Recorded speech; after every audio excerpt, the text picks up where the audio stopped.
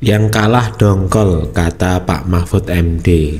Capres dan Cawapres yang kalah pasti ngeyel, ingin menuntut supaya hasilnya tidak sesuai dan ingin menang. Nah, sosok siapakah yang dimaksud Pak Mahfud MD? Di sisi lain, Pak Mahfud MD sudah move on dan menyadari bahwa dirinya kalah. Dan selanjutnya, apakah beliau akan merapat ke kubu Pak Prabowo?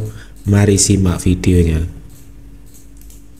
Sudah bersama saya saat ini Profesor Mahfud MD. Prof Mahfud, apa kabar? Baik, Silvi. Kelihatan santai. Ya memang sejak dulu kan santai. Sudah lega ya, Prof Mahfud ya? Sudah lega. Ya. Tapi tadi katanya masih dongkol. Benar, Prof? Iya, begini. Saya ini kan mantan hakim ya. Saya melihat setiap orang yang berperkara di pengadilan, di MK terutama, yang kalah pasti dongkol lah. Karena mereka sudah berjuang habis-habisan menurut kemampuan yang dia miliki dan menurut keyakinan. Saya juga sama dong. Begitu kalau gitu kan dongkol. Seumpama Pak Prabowo kalah, pasti Pak Prabowo juga dongkol. Kan setiap yang kalah dongkol. Nah, oleh sebab itu masalah dongkol itu masalah biasa saja, tetapi menurut saya ada waktunya kita move on. Di dalam berhukum itu, kalau kita negara hukum dan ingin sportif, ya kalau sudah ditentukan pemenangnya secara hukum dan tidak ada upaya hukum lain, ya sudah terima. Sedongkol apapun, dan negara ini harus berjalan, jangan menjadi terganggu atau kacau hanya karena kita dongkol, kan begitu. Iya. Gitu.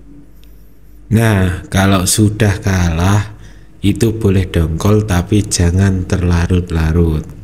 Contohnya ada capres yang kalah tetapi masih ngeyel. Sudah jelas sudah menuntut, kalah di MK tetapi masih ngeyel. Coba tebak siapa capres dan cawapresnya. Prof Mahfud, sebetulnya yang paling bikin dongkol itu kekalahannya, hasil pilpresnya, atau proses selama pilpres yang dinilai banyak catatan? Iya, pokoknya hasil akhirnya membuat dongkol lah gitu.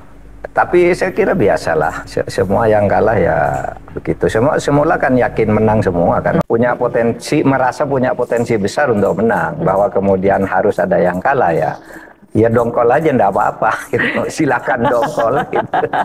Gitu silakan mengambil waktu untuk dongkol, kemudian move on. Move onnya nanti sekarang apa yang Prof Mahfud lakukan? Kalau saya sudah beberapa minggu terakhir ini sudah mulai melangkah ya. Misalnya begini, sebelum ada keputusan dari Mahkamah Konstitusi, saya kan diam, tidak melakukan apapun gitu. Nah, tapi begitu ada keputusan gitu, ya sudah kan, saya mulai kembali ke kampus, mulai mengadakan pertemuan-pertemuan dengan kolega lama yang selama ini saya putus. Ya kita mulai lagi saling kontak gitu ya. Kenapa Prof sengaja mengambil jarak? Bukannya kalau dekat berteman dengan banyak orang, kita bisa mendapatkan bantuan atau dukungan dari mereka? Ada dua hal. Yang pertama, saya tahu di setiap komunitas itu kecenderungan politiknya berbeda, ya kan? Itu yang pertama. Misalnya saya ke UGM, ke UB, ke Undip dan sebagainya. Saya tahu di sana macam-macam. Oleh sebab itu saya tidak pernah mau datang ke sana selama musim kampanye. Kecuali diundang memang untuk kampanye bersama kontestan lain gitu ya. Tapi kalau datang untuk kuliah dan sebagainya, biar saya tidak mempengaruhi, saya tidak pernah datang. Karena saya tahu komunitas mereka. Lalu alasan kedua, kalau terhadap teman-teman itu ya saya kasihan aja. Di Indonesia ini banyak sekali Pangdam, Kapolda, PLT Gubernur, PLT Bupati, penjabat maksudnya ya. Itu yang saya ikut mengusulkan. Mereka menjadi penjabat gubernur, seperti Sumatera Utara tuh penjabatnya sampai sekarang staf Menko Polhukam tuh. Batubara juga dari kantor Menko Polhukam. Pangdamnya itu Sespri, saya dulu Pak Hasan. Tapi setiap saya ke daerah, saya bilang saya mau ke sana, diberitahu gubernur maupun Pangdam tidak usah dijemput saya. Saya juga tidak minta ditemui. Karena apa? Kasihan mereka. Situasinya tidak bagus bagi mereka sebagai Pangdam, sebagai penjabat gubernur. Kalau ketemu saya, meskipun waktu itu saya Menko Polhukam waktu itu. Semua saya bilang nggak usah lah. Nah, sekarang udah saya mulai kontak lagi, mereka kan sudah tidak ada.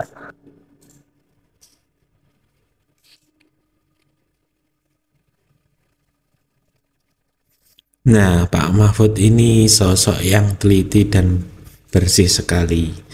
Ketika masih mencalonkan jadi calon wakil presiden dari Pak Ganjar, beliau tidak ingin menggunakan fasilitas negara. Di sisi lain, dia juga tidak mau disambut para wali kota yang dimana tokoh pemimpin wali kota dan lain-lain itu adalah anak buahnya di komunitas atau di Menteri Polhukam. Dia menolak agar tidak ada hal-hal negatif seperti digunakannya fasilitas negara untuk barang atau bahan kampanye. Mau main hak politik siapa sekarang kan sudah tidak ada kontestasi. Makanya. Tapi sekarang pertanyaannya beda lagi, Prof. Prof Mahfud setelah selesai semua ini mau move on kan, makanya orang-orang sudah mulai berspekulasi kemana langkah politik Prof Mahfud selanjutnya. Dan ketika mereka mendengar ada wawancara Prof Mahfud ya di salah satu podcast itu yang mengatakan bahwa pernah ada telepon dari Pak Luhut mengajak untuk bergabung ke pemerintahan. Ini orang-orang pada bingung, ini pemerintahan Jokowi atau pemerintahan Prabowo Gibran yang sekarang. Nah, itu yang benar seperti apa sih, Prof? Kalau yang sekarang ini Pak Luhut tidak pernah telepon saya tentang itu. Dia teman baik. Pak Luhut itu di tahun 2014 pernah mengajak saya menyampaikan untuk masuk kabinet. Waktu itu ditawari ke Menko Polhukam, itu tahun 2014. Catat ya, 2014. 2014. Pak Luhut yang tahun ini kayaknya bukan 2024. Bukan. Okay. Pak Luhut yang tahun ini enggak cawe-cawe. Jadi 2014 itu saya bilang gini, Pak Luhut, saya ini ketua tim pemenangan Pak Prabowo. Kalau saya tiba-tiba bergabung ke Pak Jokowi, padahal saya ada di seberangnya kan tidak bagus. Berikan saya kesempatan dulu untuk membuktikan bahwa saya mendukung Pak Jokowi. Maka saya masuk ke BPIP dulu kan waktu itu. Badan Pembinaan Ideologi Pancasila bersama Yudi Latif, Bu Mega. Nah, berarti saya sudah masuk ke pemerintahan waktu itu. Sesudah itu kemudian saya menjadi calon wakil presiden Pak Jokowi, tapi di detik-detik terakhir tidak jadi. Artinya saya dengan Pak Jokowi itu meskipun sebelumnya saya adalah ketua tim suksesnya Pak Prabowo, tapi waktu itu dengan Pak Jokowi sudah oke. Tapi saat-saat pertama saya dihubungi oleh Pak Luhut itu saya minta maaf. Kurang tepat bagi saya. Masa ketua tim sukses?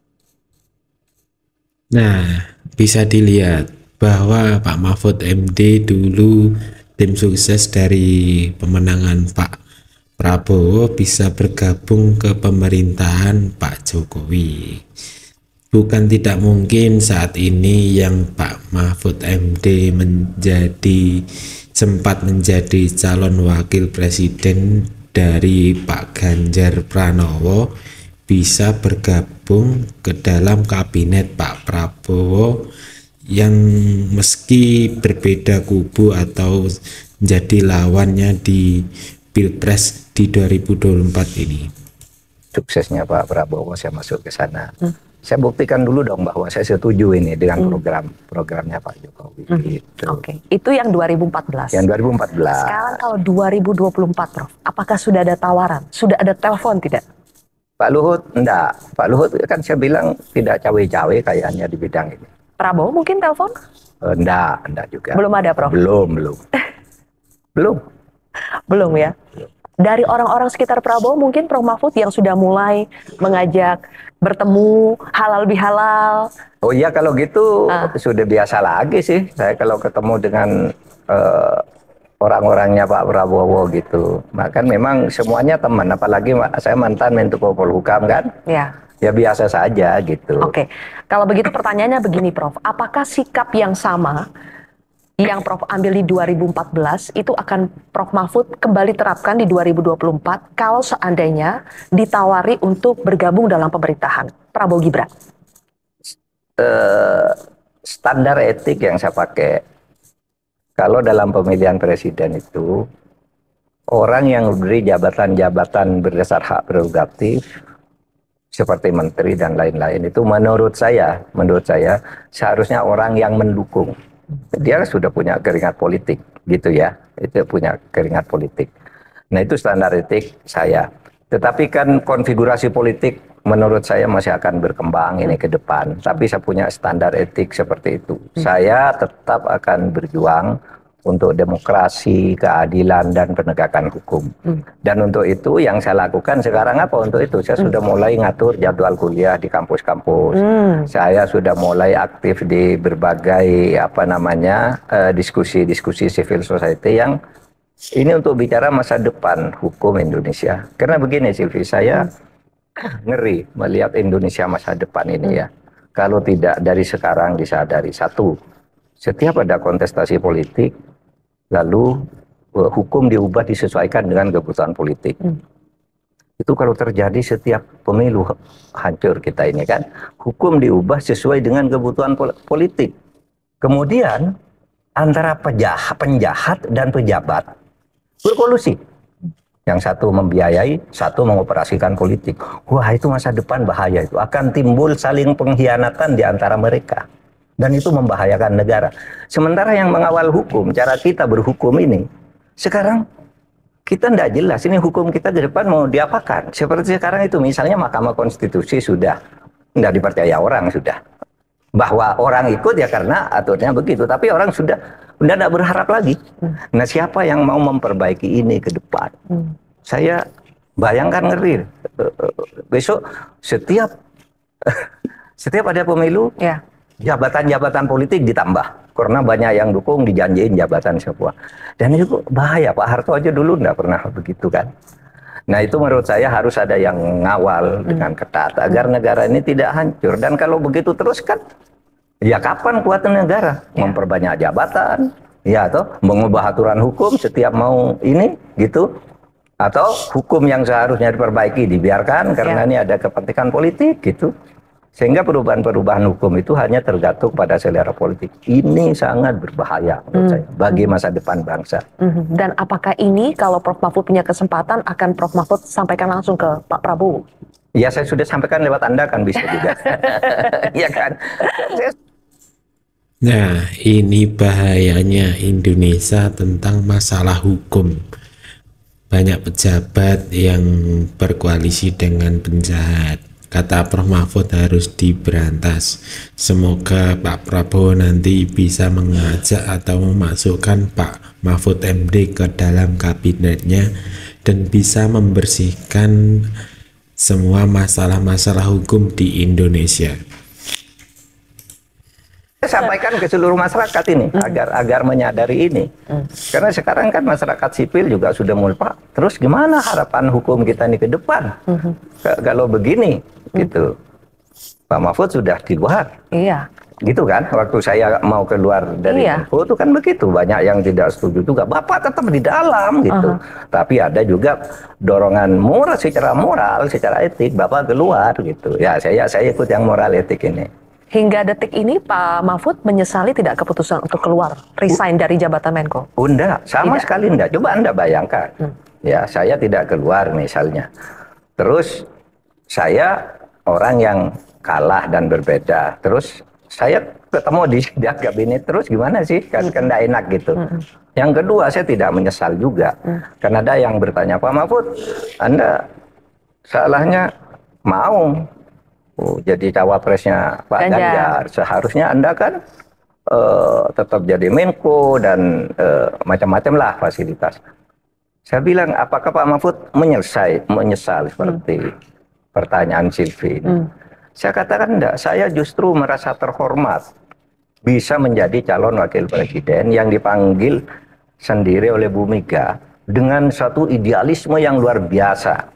Yang saya tidak sangka sebelumnya Bu Mega begitu, gitu ya.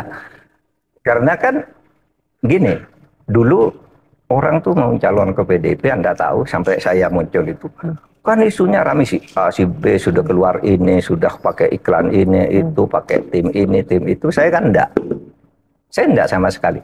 Saya punya tim di kantor saya, tim media, Pak Rizal dan kawan-kawan itu hanya memberitakan kalau ada hal-hal yang dikerjakan oleh Polhukam yang bagus dan itu menarik perhatian publik. Tapi enggak ada sama sekali bahwa menawarkan diri untuk jadi cawapres. Tiba-tiba Bu Mega manggil sendiri, Pak Mahfud, katanya Indonesia ini sekarang sudah menghadapi masalah besar, penegakan hukum sudah kocar-kacir, aparat keamanan seperti itu. Korupsi merajalela, kami perlu Pak Mahfud. Nah, itu saya merasa terhormat, enggak merasa kehilangan ketika misalnya saya harus berhenti dari Polhukam. Itu satu kehormatan yang luar biasa.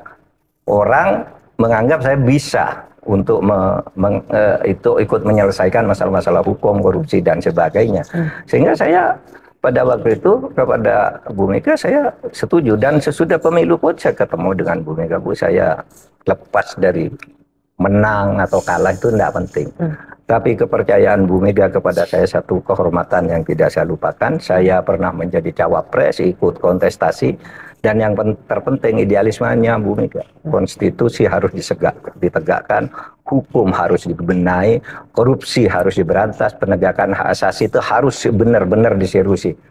Ya, partai mana yang nggak tergiur dengan kehebatan Prof. Mahfud, bahwa dirinya dicalonkan menjadi calon wakil presiden tanpa uang sepeser pun itu tidak akan bakal rugi bagi partainya, karena memang kepintaran dan daya tarik Prof. Mahfud itu sangat luar biasa. Prof. Mahfud meskipun dongkol dengan kekalahan di Pilpres, tapi Anda merasa bahwa kekalahan di Pilpres ini bisa dibilang kekalahan yang terhormat? Iya, saya merasa mendapat kehormatan, kemudian kalah juga secara terhormat. Dan sudah menempuh segala cara, kampanye sudah, kemudian ke pengadilan Mahkamah Konstitusi sudah, tidak ada lagi, meskipun dongkol ya tetap harus diterima. Dan meskipun, itu lagi Mbak, ini lagi. Waktu saya ketemu Bu Mega, itu kan Anda tahu kan, itu politik itu biayanya mahal. Betul. Bahkan beberapa teman PDIP, ada yang datang ke saya sebelumnya, kalau Anda mau misalnya nanti dicalonkan oleh Bu Mega, Anda punya uang berapa untuk biaya ini? Bukan nyuap, bukan apa, tapi ini biaya operasional. Saya bilang, saya tidak punya uang. Oleh sebab itu, saya tidak pernah minta, tidak pernah berharap dicalonkan ke PDIP. Gitu. Tetapi ternyata Bu Mega yang manggil sendiri. Pak Mahfud, tidak usah cari uang. Iya, biar kami yang mengurus soal biaya kampanye, biaya apa. Kalau ada teman Pak Mahfud mau nyumbang juga, silakan, tapi bentuknya barang. Istilah Bu Mega, natura. Nah, natura apa? Kaos, bendera, beli sendiri, edarkan sendiri. Jangan Pak Mahfud terima uangnya. Itu kan. Nah, bagi aku hebat benar nih Bu Mega. Komitmen konstitusinya terutama. Jadi Prof. Mahfud, meskipun Bu Mega mengatakan Prof. Mahfud tidak perlu pusing soal biaya kampanye, tapi itu kan bukan berarti tidak ada ongkos politik ya yang dikeluarkan selama masa kampanye. Apalagi kita mendengar di 2024 ini banyak yang bilang brutal sekali karena biaya politiknya sangat tinggi. Amplop itu bertebaran di mana-mana. Kalau Prof. Mahfud sendiri merasakan memang harus tetap mengeluarkan biaya yang cukup besar untuk selama masa kampanye? Saya sepeser pun enggak. Sepeser pun enggak. Dan betul, TPN itu menyediakan semua yang saya butuhkan. Saya perlu misalnya pesawat pribadi ya, private jet itu kan hampir tiap hari pakai. Juga menyediakan TPN. Saya tinggal ke acara-acaranya saja. Kemudian ada beberapa teman, caranya yaitu ikut caranya Bu Mega. Siapa yang mau mendukung dari berbagai daerah, adakan aja acara di sana, kita yang datang gitu. Jadi saya nggak ada keluar uang sepeser pun kalau saya ya, disediakan dari sana kok. Mungkin hanya Pak Mahfud satu-satunya ini calon presiden atau calon wakil presiden yang tidak keluar uang sepeser pun. Iya. Bahkan ketemu orang di jalan mau nyumbang juga. Saya bilang, tuh ada tim, serahkan aja ke TPN. Saya bilang, mau nyumbang ke saya kan nggak bisa juga. Saya terus gimana? Saya bilang. Terkait dengan biaya politik yang sangat tinggi, terutama di pemilu 2024 ini, Prof. Mahfud, kami sudah mewawancarai banyak sekali caleg maupun yang berhasil lolos maupun yang gagal, semuanya bilang bahwa ini brutal karena permainan uang itu luar biasa sekali. Kalau dulu rate-nya katanya di 2019 itu rate-nya mungkin 100.000 per keluarga. Ini naiknya, inflasinya tinggi sekali. 2 kali lipat, 3 kali lipat. Prof. Mahfud, kalau ini terus terjadi, ini kan sangat bahaya. Menurut Prof. Mahfud, apa ya yang harus diubah?